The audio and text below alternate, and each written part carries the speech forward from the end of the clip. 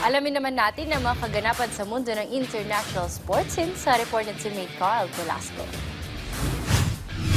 Inuusan ng Philadelphia 76ers ang division rival nitong New York Knicks 130-119 sa kanilang regular season matchup. Nitong nakaraang linggo, walang naging panapat ang Knicks sa kumpletong performance ni star guard Tyrese Maxey matapos gumawa ng game-high 36 points na sinamahan pa ng 8 boards, 4 dimes, 2 blocks at 1 steal.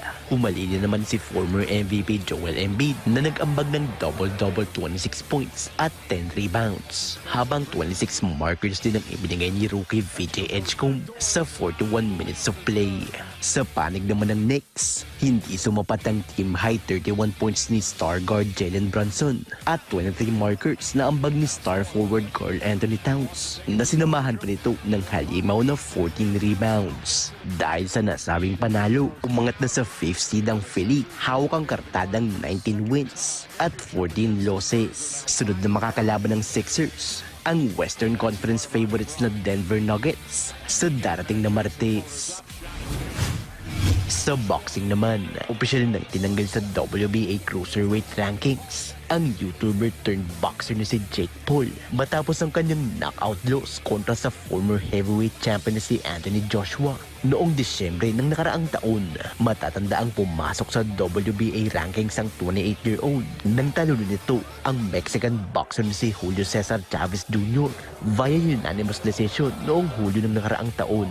Pumanik sa number 40 ng kartada ni Paul noong Hulyo, habang number 50 naman bago ang nasabing professional bout. Sa ngayon, nagpapagaling ang YouTuber matapos ang repair surgery nito sa panga na naapektuhan sa nasabing sagupaan.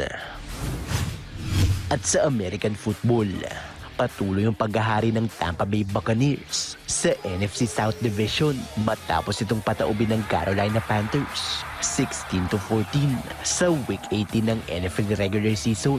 Nitong nakaraang linggo, nanguna para sa Bucs si quarterback Baker Mayfield nang bumato ito ng 203 yards para sa 16 out of 22 completions at isang touchdown. Hindi naman sumapat ang 266-yard performance ni Panthers quarterback Bryce Young habang hawak ang 24 out of 35 completions at 2 touchdown. Sa ngayon, mainit ang tunggalian sa NFC South Division kung saan naglalaban-laban para sa division title at playoff spot ang Tampa Bay, Carolina at Atlanta Falcons. Carl Velasco para sa Pambansang TV sa Bagong Pilipinas.